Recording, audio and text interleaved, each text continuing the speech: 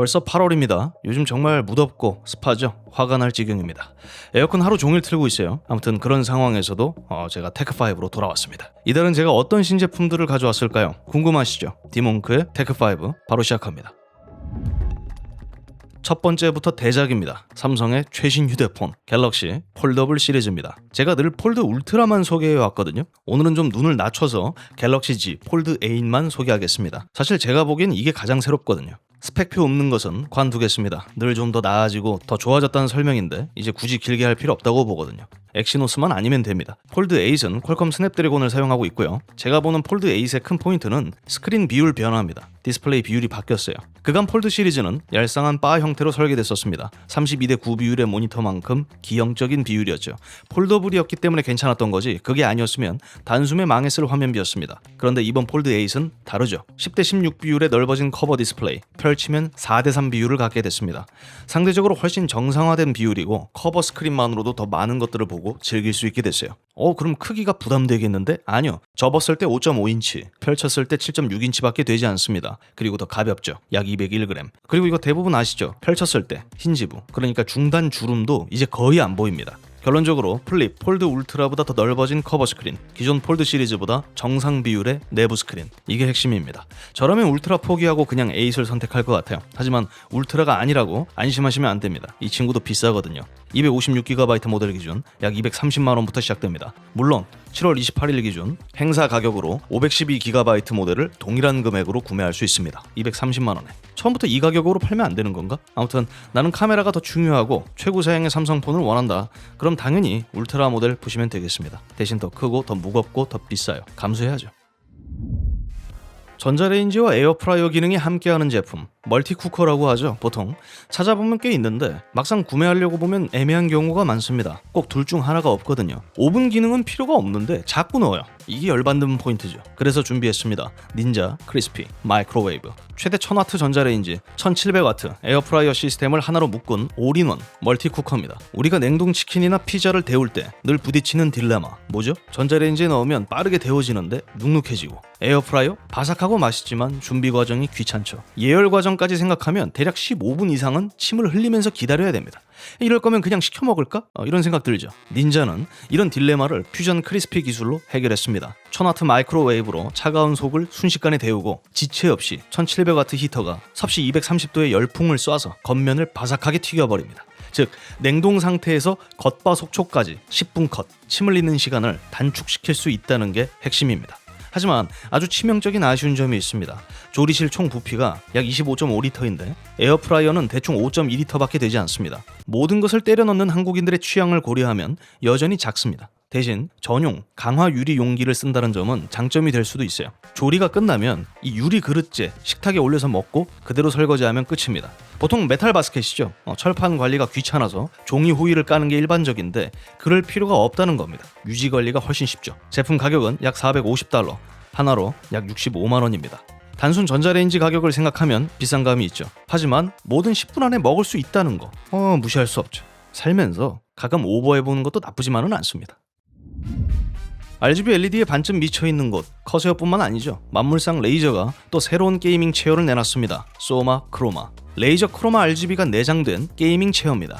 이전에 비슷한 거 있었는데 그거는 컨셉 모델이었고요. 이렇게 의자 자체에 LED가 적용된 건 처음입니다. 근데 이게 끝이에요. LED가 가장 큰 특징입니다. 레이저 시냅스와의 연동, 레이저 생태계에 빠져있는 마니아들에게는 실상 이런 제품은 마침표나 다름없죠. 하지만 여기서 근본적인 의문이 생기실 겁니다. 정작 의자에 앉으면 사용자는 이 조명이 안 보일 텐데 맞아요. 안 보입니다. 오히려 방해 요소가 될 수도 있어요. 빛이 번져서 들어온다면. 그런데 스트리머일 경우에는 이야기가 달라지죠. 시청자들에게 뽐낼 수 있습니다. 나 이런 의자 쓴다. 돈 안 받고 레이저 PPL 해주기. 의자로서 기본은 다 갖춰줬어요. 요추, 아치 디자인, 최대 155도 리클라이닝, 냉경화, 폼 시트 쿠션까지. 그 다음 LED를 사용하려면 전기가 필요하겠죠. USB-C 지원으로 보조 배터리를 물릴 수 있습니다. 굳이 이렇게까지 써야 하나라는 생각은 드는데 마니아는 돈이 됩니다. 제품 가격 약 90만원. 레이저를 누구보다 사랑한다면 이 정도의 사치 부리셔야죠. 마니아인데.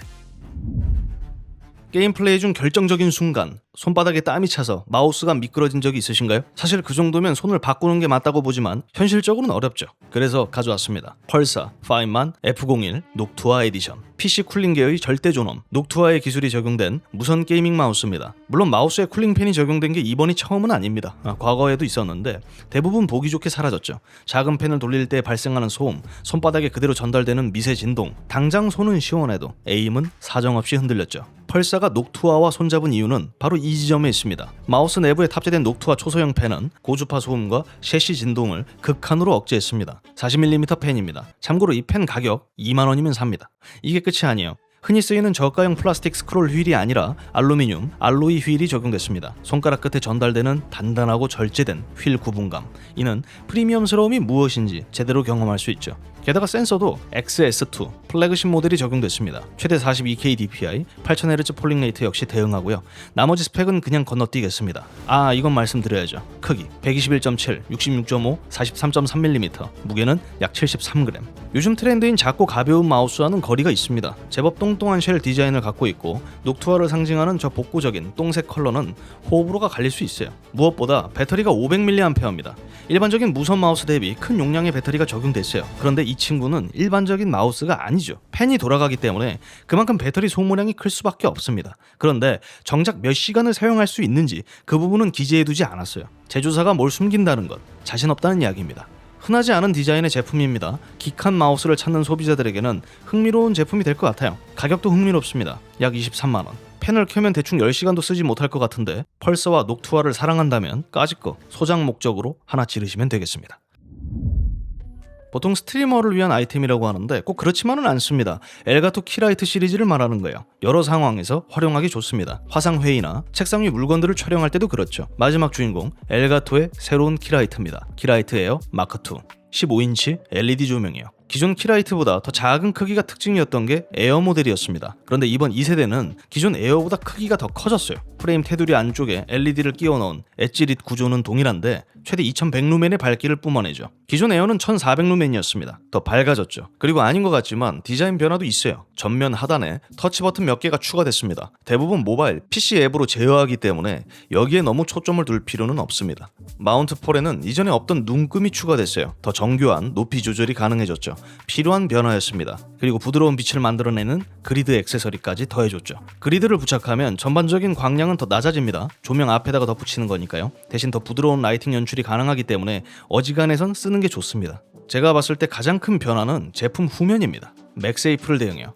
만약 여러 개의 맥세이프 마운트를 활용한다면 본체만 그냥 가볍게 뜯어내서 여기저기 부착시킬 수 있는 겁니다. 그런데 애석하게도 맥세이프 마운트는 패키지에 기본 포함되어 있지 않습니다. 그리고 최대 밝기는 전원 어댑터를 연결했을 때 나오는 수치입니다. 단순 USB-C 연결로는 400루멘이 끝이에요. 엘가토는 400루멘이 대부분의 환경에 적합하다고 주장하지만 어림없는 수치입니다. 어둡죠. 그리드까지 부착하면 아마 여러분이 쓰고 계시는 모니터보다 더 어두울 거예요. 그러면 어댑터 연결하면 되는 거지 뭐. 어댑터 기본 제공 아니에요. 별도로 사야 됩니다. 제법 귀찮은 쇼핑 경험이 되겠네요. 조명 단품이 $120, 약 18만원이고요. 마운트가 포함된 패키지가 $140, 약 20만원입니다. 이 정도 가격 차이면 굳이 이렇게 나눌 필요가 있었을까요? 조금 치사한 판매 전략처럼 느껴집니다. 하지만 이런 조명 하나 있으면 또 좋아요. 이렇게 긍정적으로 마무리하겠습니다. 저 엘가토 좋아해요. 잘 쓰고 있어요, 키라이트 진짜로. 제가 준비한 5개 신제품 소식은 모두 끝났습니다. 본래 1000Hz를 대응하는 LG 울트라기어 모니터를 소개할까 했었는데 아무리 생각해도 FHD 모델은 의미가 없다고 판단해서 패스했습니다. 출시도 안 됐고요. 아무튼 더위 조심하시고요. 저는 다음 영상으로 찾아뵙도록 하겠습니다. 영상이 즐거우셨다면 채널 구독, 댓글 부탁드리면서 인사드립니다. 시청해주셔서 감사합니다. 제가 실제로 갤럭시 폴드 8을 보고 왔습니다. 진짜 잘 뽑혔던데요. 애플 아이폰 울트라와 직접적인 경쟁 상대가 될 것 같은데 물론 패널은 삼성전자가 넘겨주겠지만 일단 아이폰 울트라까지 나와봐야 저도 비교하고 선택할 수 있을 것 같습니다. 선택을 한다는 거지 산다는 이야기는 아닙니다. 제가 이번에 로봇 청소기를 사는데 돈을 많이 썼어요. 당분간 아무것도 못 삽니다.